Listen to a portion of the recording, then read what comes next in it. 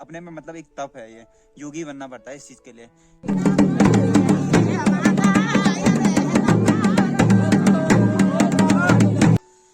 नागराज है, नागराज है, भूमि से नागराज। सबसे पहले आप सभी को एक प्यारी सी गुड मॉर्निंग फ्रॉम इन खूबसूरत पहाड़ों से, इस खूबसूरत झरने से। और आप लोग देख रहे होंगे मैं बिल्कुल रेडी हो गया हूँ। मैं आज सबसे पहले आपको बता दूं कि मैं आज जा रहा हूँ देवरताल जाने का रीजन मैं आपको बता दूंगा कि क्यों जा रहा हूँ। और ये जो धारा है ना, ये हमारे घर से बस आधा किलोमीटर ऊपर में है। और हमारा जो पानी जाता है ना, पीने का जो पानी होता है, वो यहीं से हमारे घर तक पहुँचता है। तो हमने यहाँ पे एक टैंक बनाया हुआ है, तो यहाँ पे पहले स्टोर होता है पानी, और फिर उसके बाद सारे गांव में डिस्ट्रीब्यूट हो जाता है। और पानी यहाँ ऊपर से कहीं से निकलता है, जमीन से निकलता है, तो पहाड़ों में पानी का स्रोत ऐसा ही रहता है। तो अब मैं आपको बताता हूँ कि मैं देवरताल क्यों जा रहा हूँ। पिछले ब्लॉग में आपने देखा होगा कि हम गए थे फापन गाँव, और अगर आप लोग अब पहली बार देख रहे हैं तो पिछले वाला ब्लॉग भी जरूर देखें। हम फापन गाँव क्यों गए थे उसका ना लिंक आई बटन पे आ रहा होगा ऊपर से, उसको भी टाइप करिए और देखिए पुराना वाला लिंक। और अगर आप लोग हमसे पहली बार जुड़ रहे हैं तो हमारा चैनल देखो, नीचे से यूनिक उत्तराखंड के बगल पे एक रेड कलर का सब्सक्राइब का बटन आएगा, तो इस पर प्रेस करिए और उसके बगल पे बेल आइकन है, उसे भी जरूर दबाएगा। तो फिलहाल हम जा रहे हैं देवरताल। तो देवरताल जाने का कारण ये है कि वहाँ ना जो फापन गाँव में जो पांडव नृत्य हो रहा था, वो आज पांडव आ रहे हैं देवरताल। तो देवरताल में मैं काफी ब्लॉग में बताता हूँ आपको कि देवरताल में जब पांडव उत्तराखंड में विचरण कर रहे थे तो उन्होंने काफी चीजें यहाँ पे कवर करी थी। यहाँ पे उनका अज्ञातवास भी हुआ था, उन्होंने शिव की खोज भी यहीं पे करी थी। तो उसी बीच में वो गुजरते गुजरते देवरताल भी पहुंच गए थे, तो जहाँ पे उनको यक्ष ने क्वेश्चन किए थे। तो आज हम वहीं पे जा रहे हैं और पांडव भी वहीं पे आ रहे हैं। तो हमारा घर है यहाँ नीचे, और मैं वहां से इस रास्ते से होते होते यहाँ तक पहुंच गया हूँ। और अभी हमें जाना है यहाँ से रास्ते से, यहाँ पे लास्ट स्टॉप में पेड़ दिख रहा है, वहां पे पहुंचना है और उसके बाद लेना है हमें राइट। और ये देखो पहाड़ों में ना ऐसे खतरनाक रास्ते भी होते हैं। यहाँ देखो ये कैसे जा रहा है ऊपर ऊपर ऊपर ऊपर ऊपर।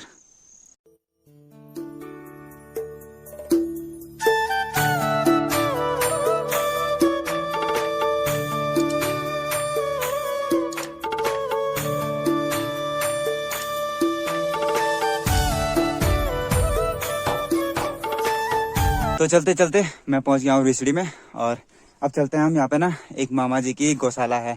यहाँ पे आपको पता होगा उत्तराखंड में ज्यादातर लोग मवेशियों का काम करते हैं। यहाँ पे जैसे गाय भैंसों को पकड़ा और जंगली में रहते हैं, उनका वही मतलब रोजगारी वही है। तो ऐसे यहाँ पे आया मैं, तो यहाँ से देखते हैं यहाँ पे मतलब गौशाला कैसे रहती है। तो ये हुए हम गौशाला में एंटर। यहाँ पे देखो ये ना इनकी भेड़ बकरियां हैं, ये सारी यहीं रहती हैं। ये दिन मतलब अभी जैसे ये लोग खाना बनाएंगे फिर यहाँ से निकल जाएंगे जंगल के लिए।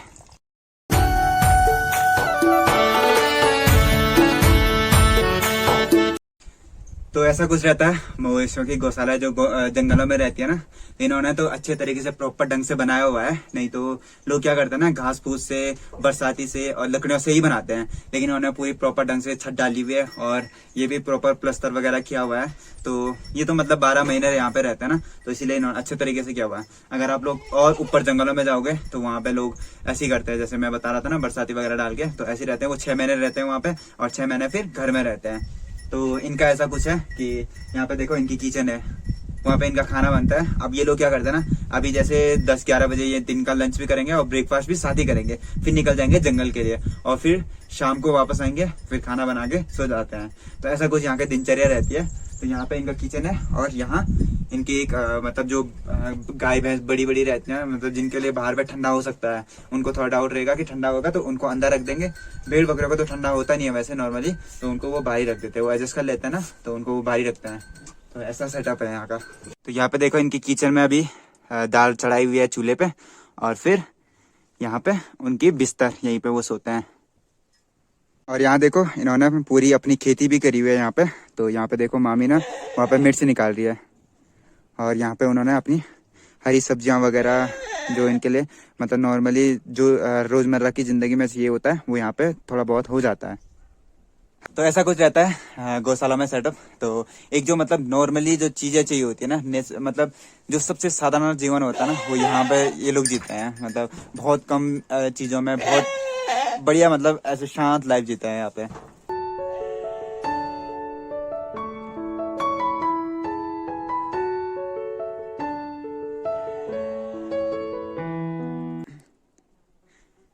अब सभी लोग जानते हैं कि हर जगह का ना एक प्लस पॉइंट होता है और एक माइनस पॉइंट होता है। प्लस पॉइंट तो यहाँ पे बहुत है कि यार मतलब बहुत सारे घिचपिच नहीं यहाँ पे, मतलब ऐसा नहीं है कि किसी की सुनो या कोई क्या बोल रहा है क्या कर रहा है, और एक शांत लाइफ है। लेकिन यहाँ पे ना एक माइनस पॉइंट ये है कि इन लोगों को ना पानी के लिए बहुत दूर जाना पड़ता है। पानी की थोड़ा यहाँ पे डिसअपॉइंट करने वाला है। पानी के लिए इनको 1 किलोमीटर उधर जाना पड़ता है, फिर वहां से इधर लाओ पानी। एक टाइम पे आदमी कितना ले आएगा, 5 से 10 लीटर ले आएगा। तो यहाँ से पैदल जाना पड़ता है 1 किलोमीटर, वहां से पानी ले आता है यहाँ तक। तो ये डिसअपॉइंट करने वाला है। बाकी तो यहाँ पे शांत लाइफ है, मस्त। मतलब अब हमें इस चीज को देख के ना कैसा लग रहा है कि मतलब यार कितनी शांत लाइफ है, कितना अच्छा लग रहा है यहाँ पे देख के। मतलब यहाँ आदमी आराम से रह लेगा। लेकिन ये गलत सोच है आपकी। इसको यहाँ पे रहने के लिए ना आपको इतना कंट्रोल करना पड़ता है ना, अपने माइंड को एक कंसंट्रेट होना पड़ता है अपने में। मतलब एक तप है, ये योगी बनना पड़ता है इस चीज के लिए। क्योंकि यार किसी चीज से कोई कनेक्टिविटी नहीं है ना, तो आप तो मोबाइल यूज कर रहे हो और ना ही आप ऐसे टीवी से कनेक्ट हो, ना आप रोडों पे जा रहे हो, ना घर वाले। मतलब एक योगी टाइप का बनना पड़ता है इस चीज को जीने के लिए। सही बता रहा हूँ मैं। मतलब मैं भी पहाड़ों से ही हूँ, लेकिन इस चीज को करने के लिए ना मुझे कम से कम 5-6 साल लग जाएंगे, तब जाके ऐसे कर पाऊंगा मैं। क्योंकि इतना ब्रेन में इतना कंट्रोल होना पड़ता है, इतना कंट्रोल करना पड़ता है उस ब्रेन को। तो ये बस ये चीजें ऐसी है ना, बाहरी से देखने में बहुत बढ़िया लगती हैं। ये वातावरण देख के या ऐसे व्यू देख के सबको लगता है कि यार हम भी कर लेंगे, लेकिन ये करना सबके बस की बात नहीं होती है। और अगर आप लोग हमारी इन बातों से सहमत है ना, तो वीडियो को लाइक करें, अपने दोस्तों में शेयर करें और चैनल को सब्सक्राइब करें। और ये देखो, ये लालच है, ये लोभ है, ये संसारिक मोह माया है। इसको छोड़ोगे ना तो तभी यहाँ रह पाओगे, और मैं भी यहाँ। मतलब ये लालच मोह माया है ना, जो तभी छोड़ के यहाँ रह पाते हैं लोग। और अगर आप मेरी इन बातों से सहमत है ना, तो कमेंट में लिखें कि हाँ हम सहमत हैं, यहाँ पे करने के लिए ऐसा ही करना पड़ता है। और वैसे मुझे जाना तो इस वाले रास्ते था, यहाँ से ऊपर जाके जो मेन रास्ता था, लेकिन मैंने ना थोड़ा शॉर्टकट ले लिया और अब इस रास्ते जाऊंगा। ये तो पूरा पहाड़ी वाला रास्ता है और यहाँ से पहुंचाऊंगा मैं देवरा ताल में। और ये रास्ता देखो कितना पतला है। यहाँ से किसी की अगर पैर फिसला ना नीचे, तो नीचे उसका फुटबॉल बन जाएगा।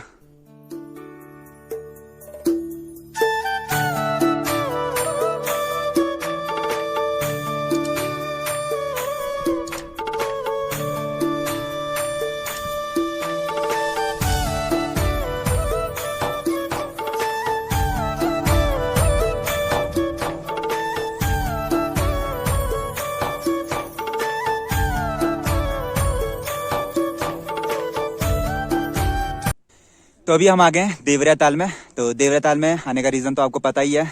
तो पिछले व्लॉग में हम गए थे फापंज में, क्योंकि वहां पे ना पांडव नृत्य हो रहा था। तो पांडव आज फापंज के पांडव यहाँ आएंगे देवरा ताल में।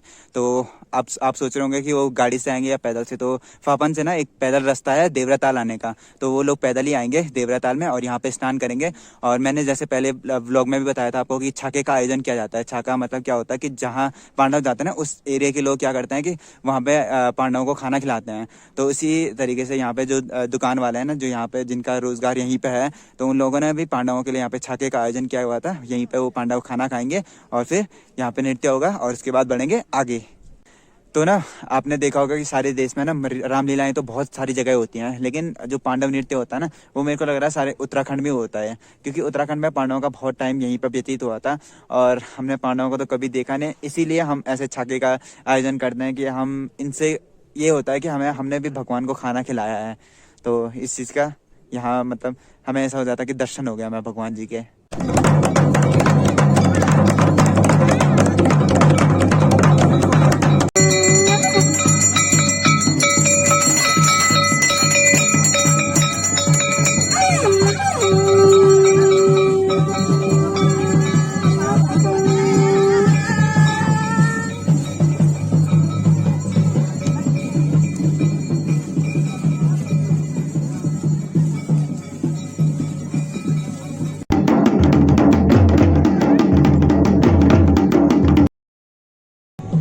तो अभी पांडव पहुंच गए देवरा ताल में और मेरे पीछे भीड़ देखो, इतनी आस्थाएं और इतने दर्शनार्थी आए हुए हैं। ऐसा लग रहा है कि मतलब पूरा बड़ा मेला लगा हुआ है। और जब पांडव आएंगे ना, सबसे पहले तो पांडव ना इस जगह पे आते हैं और कहा जाता है कि यहाँ पे ना पांडव ने अपने अस्त्र शस्त्र बाण वगैरह यहीं पे छोड़े हुए थे। तो सबसे पहले वो लोग आएंगे और यहाँ पे उनकी पूजा करेंगे। दिवला नागराजाचं नागराज आहे भूमीचं नागराज तालाबचं अच्छा तो 5 बाय 5 नाबचं ना तो शेष नागचं तो नमायचं आता बोना अच्छा, तब देवव्रत आता है। देवव्रत आता बोना पण पहिले पुराणी पार्ट्याचं अशा अच्छा, आज पार्ट्याने पुराणी पार्ट्याचं पुराणी पार्ट्याचं हमारे गांव में कब नाचे थे लास्ट? 22 साल हुई 22 साल हो गए। 22 साल हुई अच्छा, सब ये फाटला देव तू ताल सो नागराज तालाब सो कैसा लगा आपको पांडव दिन? बहुत अच्छा मजा आ गया। बहुत अच्छा मजा आ गई।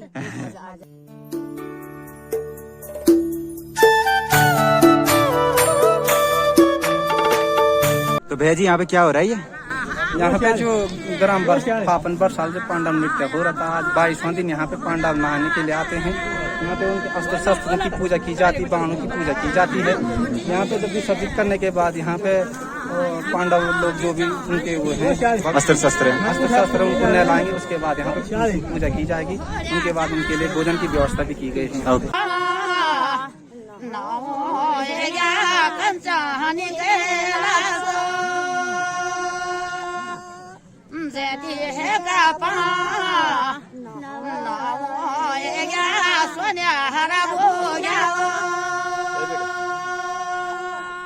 तो भी आप लोग देख रहे होंगे सामने पे पूजा चल रही है। तो जब अपना अस्त्र शस्त्र वहाँ पे विसर्जित कर देते हैं ना, तो उसके बाद पांडव यहाँ आते हैं और यहीं पे स्नान करते हैं और उसके बाद वहाँ पे पूजा करी जाती है। उसके बाद यहाँ से बढ़ते हैं आगे के लिए। और आप लोग एक चीज़ और देख रहे होंगे, जो ढोल दमाऊ है और जो मांगल गीत है, मतलब ये 2 उत्तराखंड की ऐसी चीज़ें हैं ना, जो भी शुभ कार्य होता है ना, तो सबसे पहले ढोल दमाऊ और मांगल गीत का ही यूज़ किया जाता है।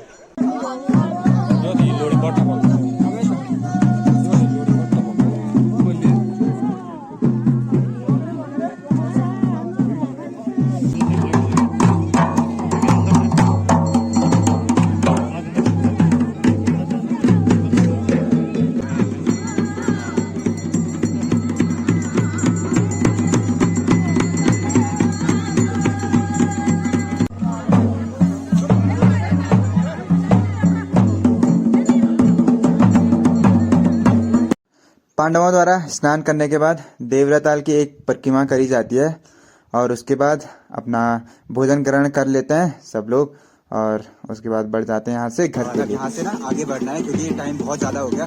सब काम निपटते बहुत देर हो गई है और यहाँ से इनको अभी वापन तक पैदल जाना है और सबके साथ एक स्पीड में चलना है, तो काफ़ी टाइम लग जाता है। तो अभी यहाँ से ना बस एक टाइम थोड़ा सा नृत्य करेंगे ये लोग यहाँ पे और उसके बाद बढ़ जाएंगे आगे। हमने कभी भगवान तो देखे नहीं है, लेकिन उनको बस महसूस किया जाता है। तो इसीलिए हम अपने घरों में, अपने उत्तराखंड में ऐसे आयोजन करते हैं जिससे हमें लगे कि भगवान हमारे साथ हैं। उनको ऐसे फल फ्रूट खिलाकर, ऐसे घी मक्खन देके ये प्रदर्शित करते हैं कि ये दिल में रखते हैं कि हमने भी भगवान को खाना खिलाया है, हमने भी सेवा भक्ति करी है। तो अभी समय हो गया है प्रस्थान करने का और मान्यता है कि पांडवों ने जब देवव्रताल में स्नान किया उसके बाद अपने अस्त्र शस्त्रों के साथ यहीं से वो स्वर्गरोहिणी के लिए आगे बढ़ गए थे। तो अब हम आ गए हैं जहाँ से ना पांडव आगे की तरफ जाएंगे, मतलब इनका रास्ता दूसरा है और हम यहाँ से जाएंगे नीचे के लिए। तो यहाँ से पांडवों को भी विदाई देते हैं और सारी महिलाएं देखो किस तरह से पांडवों को विदाई दे रही है।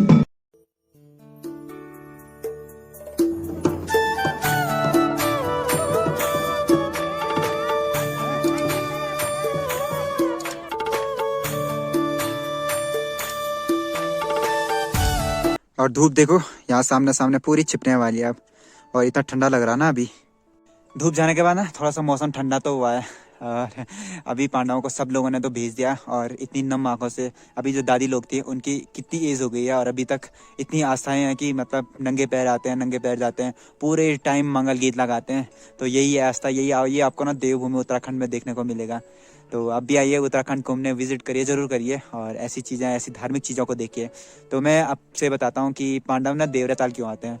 तो एक तो रीज़न है कि यहाँ पे उन्होंने अपने जो यक्ष ने यहाँ पे क्वेश्चन किए थे, विचरण करते करते यहाँ पे यक्ष ने क्वेश्चन किए थे। तो एक तो ये यहाँ पे हुआ था। तो दूसरा कारण ऐसा था कि पांडवों ने जब युद्ध के बाद कौरवों का वध किया था, नरसंहार किया था, तो उन्होंने ना अपने पिता का श्राद्ध तो करना ही था, तो उसके साथ साथ कौरवों का श्राद्ध करने का जिम्मा भी उन्हीं के ऊपर आ गया था, क्योंकि वो थे तो उनके भाई, तो उनका श्राद्ध करने का जिम्मा भी अब उनके ऊपर आ गया था। तो श्राद्ध करने के लिए, पिंड तर्पण करने के लिए एक गेंडे का कोटकी होती है, उसकी सबसे ज़्यादा ज़रूरत पड़ रही थी। तो कोटकी की ज़रूरत पड़ रही थी, तो उन्होंने एक गेंडे को मारा था। तो क्या होता है ना, पांडव नृत्य में एक गेंडा कौती भी होता है। जैसे कल गेंडा कौती हुआ था, आज वो आए थे देवरताल। तो गेंडा कौती करने के बाद उन्होंने जब कोटकी निकाली थी, तो उसके बाद वो नहाने आते हैं देवरताल में। अब वो वहाँ यहाँ नहाए और उसके बाद वो चले जाते हैं श्राद्ध करने के लिए, पिंड तर्पण कर लेते हैं और उसके बाद निकल जाते हैं स्वर्ग रोहणी के लिए। तो ऐसा कुछ रहता है पांडव का, इसीलिए आए थे पांडव देवरताल में। तो चलिए अब हम भी चलते हैं घर के लिए। आज का व्लॉग कैसा लगा? आई होप आपने व्लॉग को एंजॉय करा होगा। मैंने ये जो लास्ट में बात आपको बताई, ये मोस्ट इम्पॉर्टेंट बात थी इस पूरे व्लॉग का ना, एक निचोड़ था। तो ये आपने अच्छे से समझा होगा, व्लॉग को भी अच्छे से एंजॉय करा होगा, समझा होगा कि कैसे पांडव आते हैं, क्या क्या होता है। अगर आपने मेरा पिछला व्लॉग नहीं देखा था, पिछला व्लॉग भी जरूर देखें, क्योंकि उसमें मैंने पांडव नृत्य दिखाया था और इस वाले व्लॉग में दिखाया मैंने आपको देवरताल कैसे आते हैं, कैसे वो नहाते हैं। तो फिलहाल हम भी चलते हैं अब घर के लिए और इस व्लॉग को यहीं पर समाप्त करते हैं। तो फिलहाल अब हम भी चलते हैं घर के लिए और इस ब्लॉग को यहीं पे समाप्त करते हैं। फिर मिलते हैं आपसे नए व्लॉग में। तब तक के लिए अपना ध्यान रखिए, सेफ रहिए, सुरक्षित रहिए। जय हिंद, जय भारत, जय उत्तराखंड।